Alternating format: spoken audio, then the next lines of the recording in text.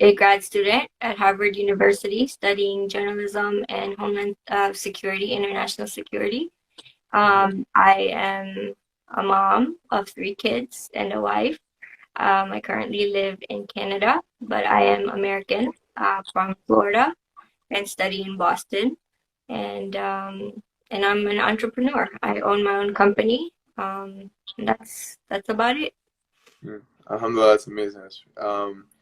Okay, so for our viewers as well, this is so the topic of discussion today is like Black Lives Matter, or the BLM movement. So let's get straight into the questions. So like, what is the Black Lives Matter movement that we see on the news like today, and so what, like, how do you explain it? So I guess the Black Lives Matter movement is closely associated with ending police brutality, especially for the Black communities. But it actually started as an activist movement with the hashtag Black Lives Matter, shortly after the acquittal of George Zimmerman in the murder of Trayvon Martin. And it's been going on since. And basically, it's gotten over the years a lot of support, especially 3 years ago. I covered BLM heavily years ago when all of this was going on. And then with Eric Garner, and now you're seeing with George Floyd, Ahmaud Arbery, and then Breonna Taylor, and many others who still haven't seen any kind of justice. So that, I guess, in a nutshell, is BLM. It's actually now it is an organization, but personally, I'm more for the movement and not the organized, I guess, political movement. For sure, I think that's a good description. So why is the BLM movement important in this day and age? Well, I think, like, for starters, we're seeing more, like, I feel like this is the year of awakening. So a lot of people are bringing a lot of the injustices to the forefront. I think George Floyd's murder was so apparent and so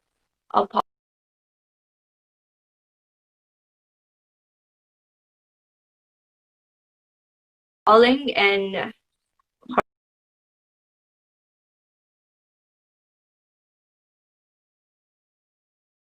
horrendous that I think it shook everyone.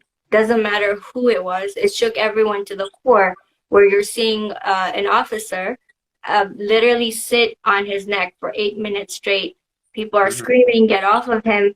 It's like as if like there was no conscience and no soul, and it made the entire nation and the world think about what our policies are when it comes to discrimination, when it comes to racism, when it comes to colorism. A lot of these issues are now brought to the forefront because they've been conveniently hidden under the rug, and that is what's causing so much of the injustice that we see today. So it's actually been very dangerous to like conveniently ignore, because when we saw like the rise of BLM movement a few years ago, and then it died down again, and now again it's brought to the surface when it comes to like extreme cases of brutality. But what we're not noticing is that every single day, Black people and people of color are exposed to these kind of crimes and these kind of exchanges with the authorities. For sure. Yeah, definitely true. Yeah, and that video of George Floyd was very, very disheartening as well. So why should so BLM movement literally means like Black Lives Movement, right? So why should people of different races and different backgrounds pay their gratitude towards this movement, or should pay attention or educate themselves about it? Well, so we're gonna get into this point later when it comes to institutionalized racism, but like before I even get into that, I think that as people of conscience and people who care about justice and ensuring world peace, and then here we are, like as Muslims, for me, faith is very important to the way I live, and it informs my actions. So it's extremely important to stand up for against injustice, no matter where we see it and in whatever form it is. So now when we look at like the Black Lives Matter movement in particular, we're seeing that there's a community who is outright experiencing when it comes to institutionalized racism. You're seeing people who are in every touch point of society. They're being disproportionately attacked by the police, more likely to be arrested, more likely to be killed while unarmed, live in low-income societies and households, mass incarceration. You're seeing a lot of these issues. And so I feel like it is not just a religious duty, it's a moral duty to stand up for our brothers and sisters in the Black community who are facing such deep injustice. Because what happens is you can stand up against injustice when it comes to an individual, right? Many people right now, for example, will be completely against what happened to George Floyd. But what we're not seeing is the invisible racism that's going on in the background, where people are denied like interviews or jobs, people are denied housing, people are denied they live in such atrocious conditions, they can't afford food, their parents are in jail, it's affecting the way they study. So you're seeing a very invisible system that's working against the Black community. So that's when I think every race and culture, all of us should be standing with our Black brothers and sisters and saying, this is not okay. There's fundamental things we need to change. And the famous saying goes, an injustice anywhere is a threat to justice everywhere. For sure, yeah. And I love how you explained how it's not just good enough to say I support the cause, but also actively be a part of it as well. Exactly.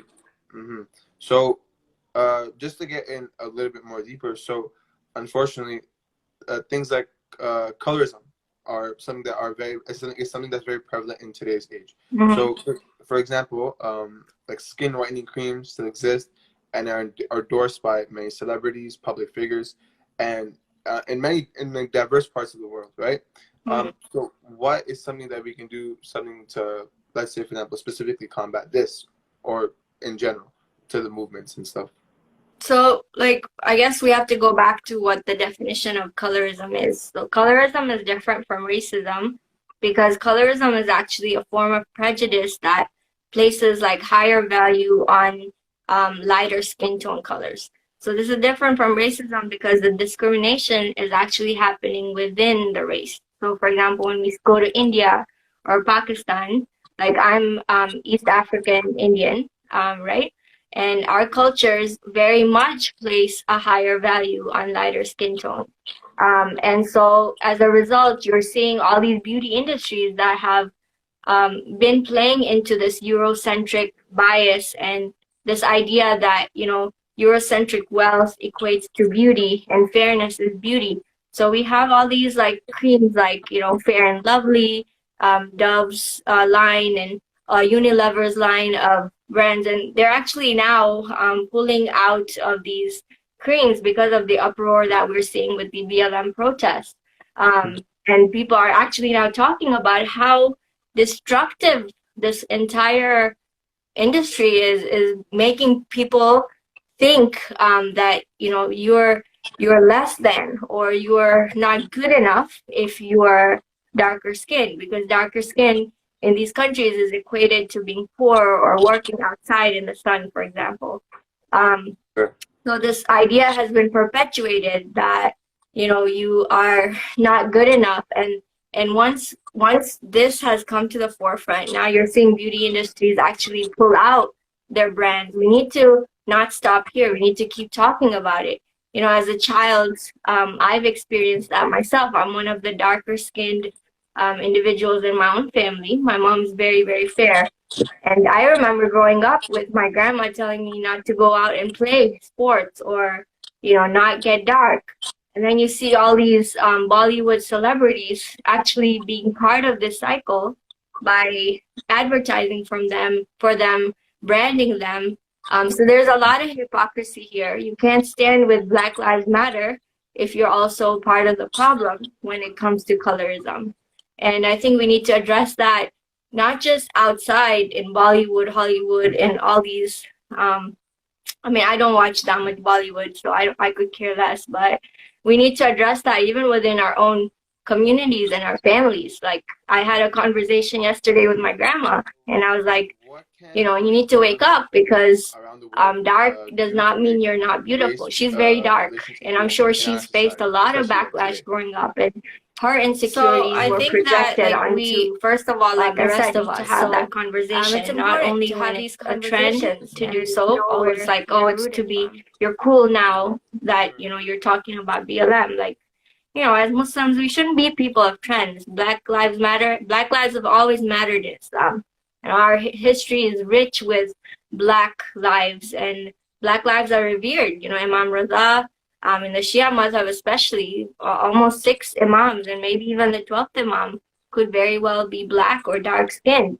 So when it comes to black lives, we need to have these conversations. We shouldn't put it down and say, oh, what does that matter?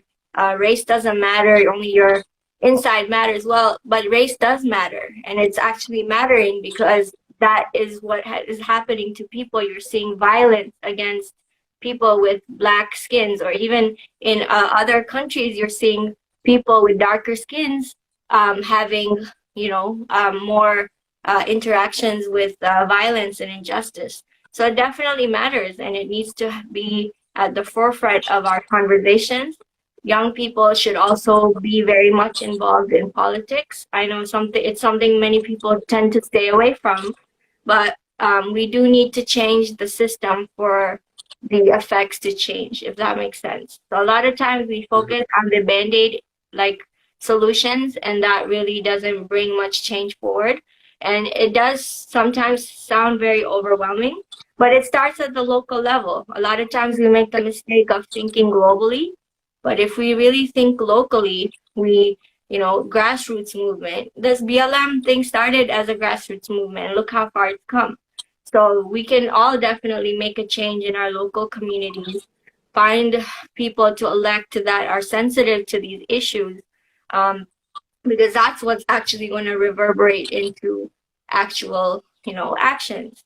And other things that we can do is write journalism, have good stories brought forward, um, actually change the conversation within our families, within our children. Like as a youth, right now, I'm looking at how am I going to teach my children about diversity.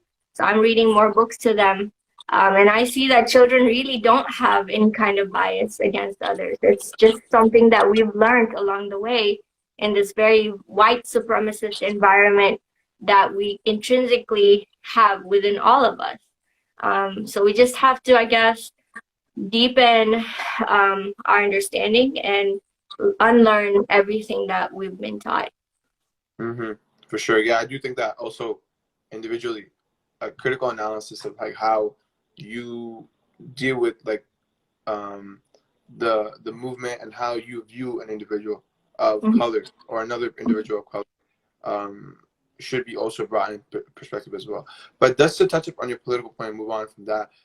I've also seen, for example, that there's a movement called like the All Lives Matter, and Oh my so gosh. they've also yeah, and then they've also come out to criticize the BLM movement Mhm. to be a movement that's not justified, or that it's just talking about it's a specific type of group, and that if anything, it might be they even accuse them of being racist to some degree. So Mhm. what would you say about that group or that movement? So, first of all, you know, when you look at what the All Lives Matter movement was, it was a response. It's not really a movement. It's a response to the Black Lives Matter movement. It's, you know, it's the one that really bothers me. Like, for example, if I'm focusing on Yemen, people will be like, "Oh, but why aren't you talking about Syria?" I talk about Syria, people will be like, "Why are you not talking about this or that?" Like, dude, let this one thing have its spotlight, because when you give a spotlight to something that's facing injustice, you're not bringing the other things down. So bringing a childish like response to something that's already existing. You don't go to like a breast cancer awareness rally and say, oh, but other cancers matter too. Like, nobody's gonna do that because, dude, like, people are dying from breast cancer. Let's focus on that right now. So in the same way, I think that it's important to note that I personally think that the people who have this all lives matter thing are outright downplaying the injustice and suffering that the Black community faces, are closet racists and they don't want to come out and say it, or they're just unaware or ignorant on what really is going on and what the Black community has been facing for ages. Now, when it comes to having like a logical response to All Lives Matter, you have to go to the root of the issue, which is that there is no such thing as reverse racism. There is this term, reverse racism, that the All Lives Matter people like to keep using. Reverse racism doesn't exist. Okay, maybe Black prejudice might exist, right? And that might not be okay, right? At an individual level, a Black person might be like, oh, everyone else sucks, and Black power is the most important. Okay, we can have that conversation at an individual level. But I'm talking about the institutional, systemic level. There is no way that Black prejudice is going to affect the rights of white people. Do you see what I'm saying? Yeah. Mm-hmm. Black prejudice is not going to affect the rights of white people. That means that at an institutional level, no amount of Black power is going to affect the rights of white people. So there is no such thing as reverse racism. So this entire All Lives Matter thing is hocus pocus. Like, people need to, really get a life. So I got you. Okay. No, it's good. Okay. So to move on. So one of the things that one of the side criticisms that actually branched off from the George Floyd, I think, from my personal perspective, is that one from the George Floyd incident was the movement of defunding the police, right? And so one of the things is that a critical a critique of that also was that the police are a system that help with instituting the law and making sure our streets are reformed and that there's safety. You know what I'm saying? People are not looting, if anything. So, in regards to defunding the police, or maybe what would you say in terms of that critique of the defunding of the police? Would you say it's something of the reallocation of resources, or for example there's a new way as to approach policing entirely? So what is your thoughts on that? So there are a lot of people now calling for the defunding of the police.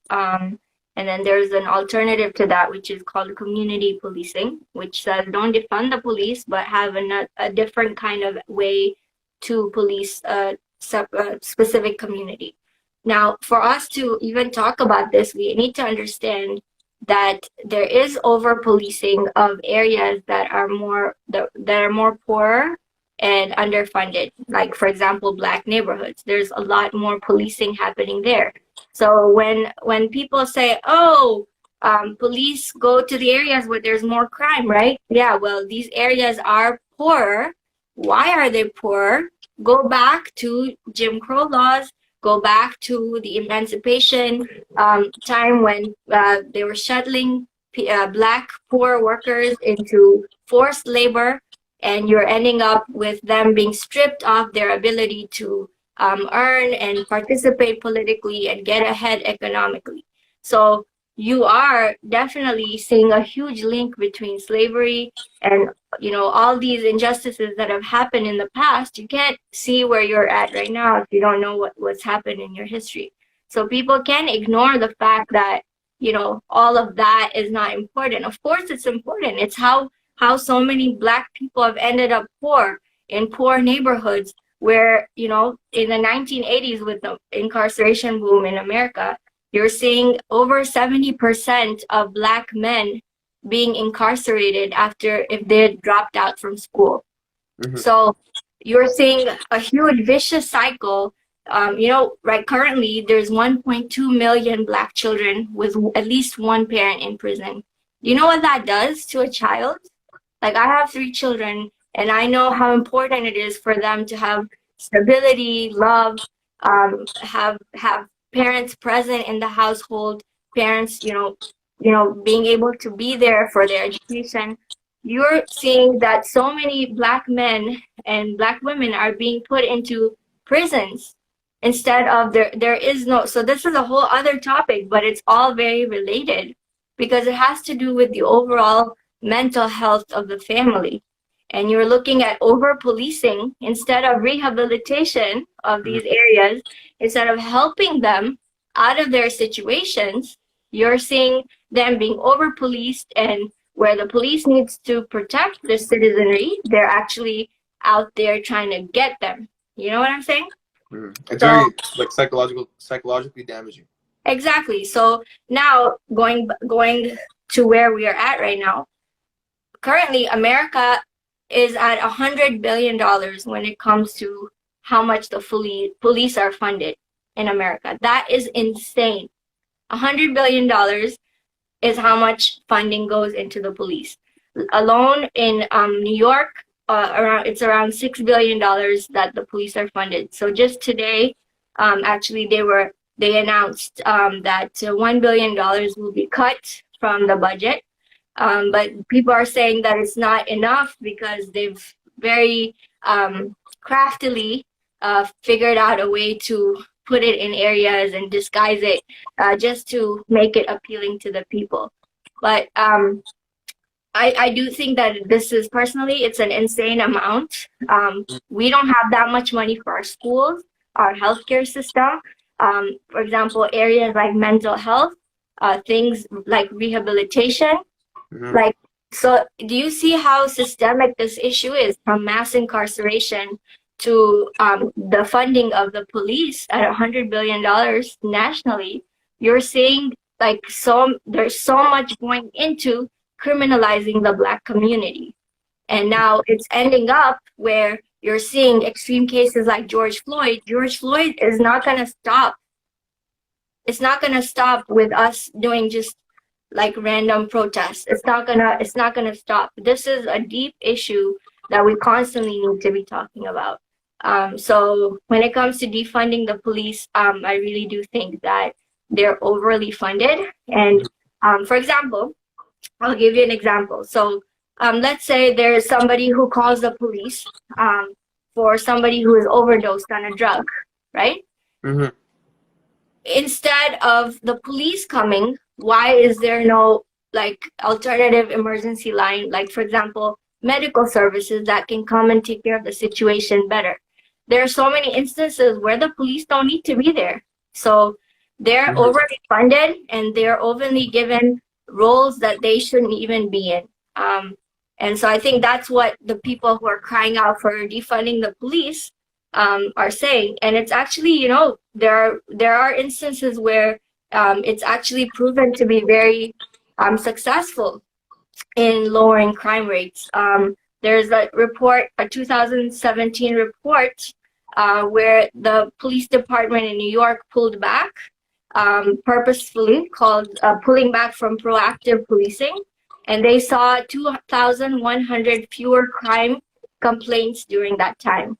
So, and because it's never been done, there are a lot of critics saying, oh, how can you defund the police, or how can you actually like dismantle the police? Well, we haven't seen anything negative from it. It's just seen positive things. So why are people so against it?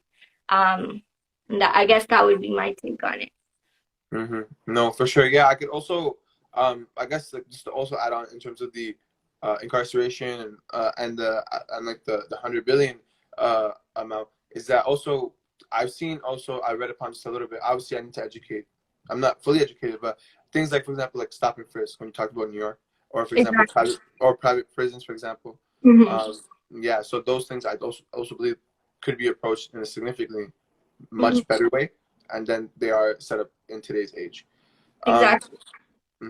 So another thing that I actually just for the live and everybody who's doing, if there's any questions at the end, we'll be able to address them after we get through the set questions. Mhm. But one of the things that unfortunately the BLM movement has also faced in terms of criticism, or not necessarily criticism or backlash, but it's just that people say that, oh, this is something that like many other movements before, it just comes and goes. It's there because it's trendy. It's part of the repost culture. You repost something because everyone's doing Yeah. it, or for Yeah. example, that it's just something in the Western world. It's not necessarily it's not something that's relevant to other parts of the world.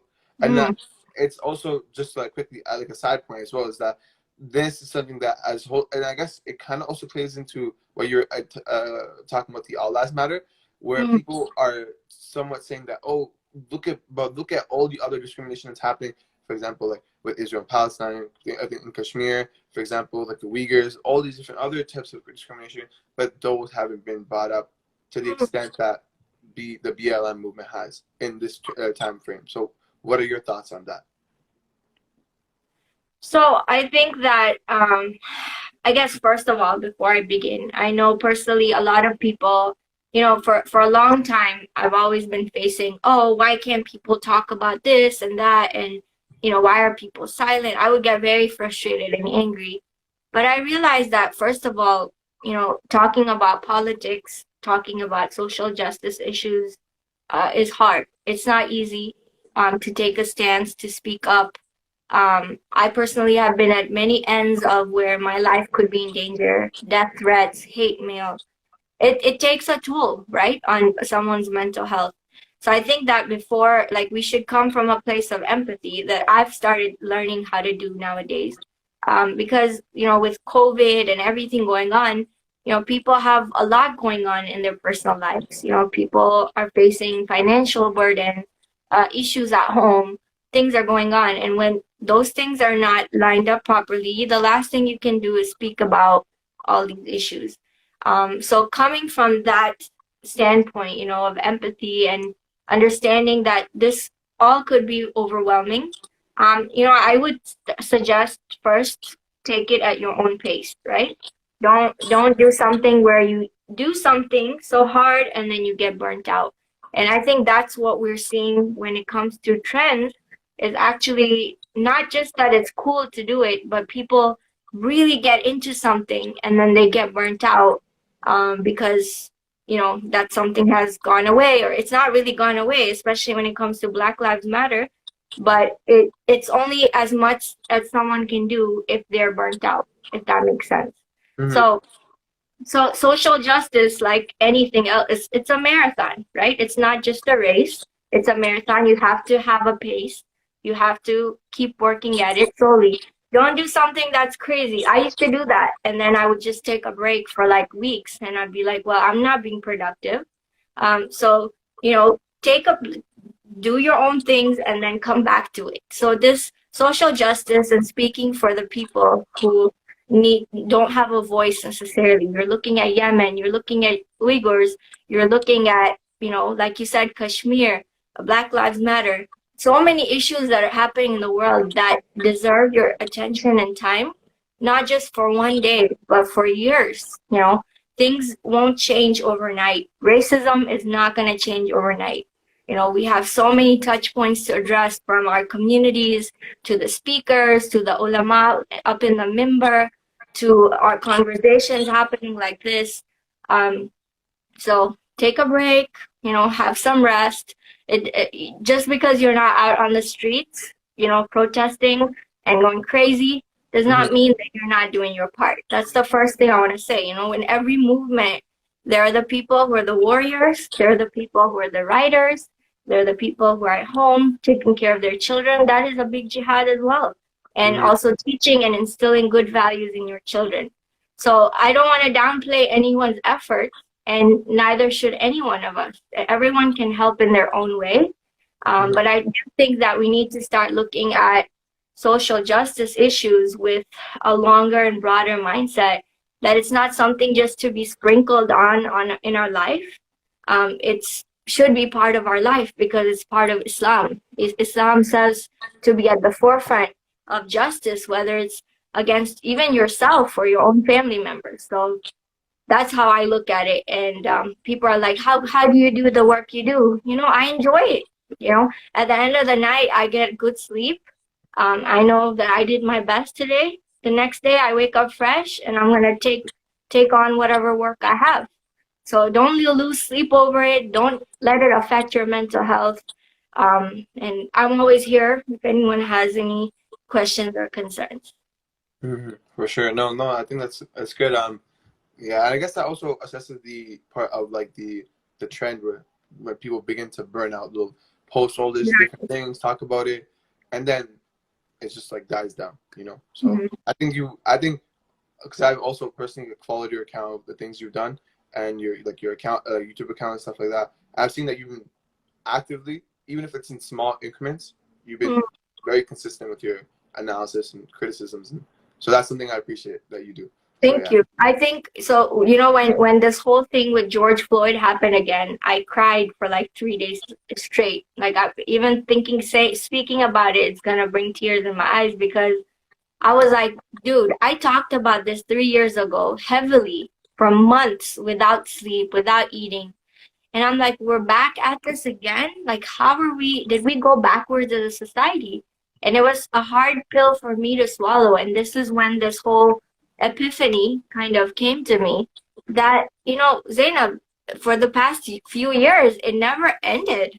Like, just because it died down didn't mean it wasn't happening. Just because there weren't extreme police brutality cases doesn't mean that it wasn't happening, or it wasn't sensationalized or viral doesn't mean it wasn't happening. So when things come to the forefront like George Floyd did, we need to understand that this is years in the making. When things like Yemen, this whole Yemen is starving, Yemen's been starving for 5 years, 6 years. Where have people been? It's not an overnight thing. So our activism should not be overnight as well. It should be, every single day as much as we can do. For sure. I agree. Okay, so let's move on to the next segment. We'll just answer if there's any questions in the chat. I did see a few. Okay. Okay, so yeah, I guess also just to roll on what you were saying about the George Floyd thing. What do you think about the rioting and looting that was going on? Some people think that takes away from the purpose of the movement, while others say this is necessary to draw attention. During COVID. So yeah, nobody has time for that. So why are they doing it? So understand their perspective. Sudden rise, and things are not just always like, one side or another. It's where are they coming from? What is your thoughts on that? What is what they've done so monumental? So that from it is like more important than Muslims to human lives. So I guess that would be my take on it. It's not a very simple take, but that would be my take. Okay, I got you. No, for sure. I guess yeah, I do agree. Just to add on, like I do think that like when people because in terms of the rioting, I like when the criticism happens of the rioting of like when you say it's the language of the unheard, but I do believe that like when people do come out and they say that like America is racist, right? I don't think that's productive to some degree, because I think that if we're gonna talk about, like you said, institutional racism, right? We need to talk about the specific aspects of the institution, policies that affect the institution. So yeah, I just think that like when people, because sometimes like people it's like also like the trend, you can't really decipher who's just there for the trend and who's there actually trying to make the change. So I do think that if we're gonna say that America is racist or whatever the statement is, in general terms, then we still need to back it up with critical evidence of analyzing of what needs to be changed, right? Yeah, I don't think that's the right way of saying it. Like America is racist. When you say America, and that's, I take onus with people who say that like America is bad, America is this. Well, differentiate. America what? America as a people a lot of them are very great. I was raised in America. A lot of who I am today is because of my American values, right? So I'm very happy to have been, brought up in that kind of environment. I've seen the best kind of kindness. I've seen white people, brown people, Asian people stand up for justice. So when you say America, you're generalizing. But when we're talking about American policies, a lot of them are racist. Yeah, because they're going back to the laws of Jim Crow, a lot of things that have happened that have led to what's happening today. Even with body cams and things like that, it's not really helped when it comes to police brutality. Are the police trained in a way to be sensitive to biases? Biases are formed from media demonizing a certain kind of people, implicit bias that you've grown up with, learned racism that you don't even know you have. So, like, for example, in Germany, the police are trained in like to learn about how police policies affected or were taking place during the Nazi regime. I would like to see the same kind of training happening in America with how racism and slavery and all of these policies have affected policing. And when you're training a specific system in that manner. You're teaching the police force to learn about the sensitivities. And then you're talking about police training.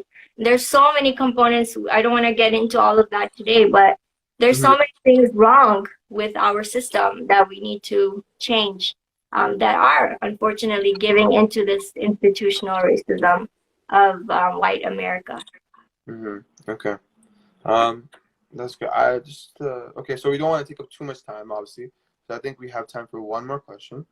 Um, okay, yeah. So just to touch up on the previous points that we did talk about in terms of the police and defunding them, do you believe that maybe even like abolishing the police entirely, a system where we can have police or like a policing system Hmm. not exist could be productive to society? As you did say that sometimes like less complaints did show or to some degree positive results. So do you Hmm. think it can even be possible that we might not have a policing system to some degree?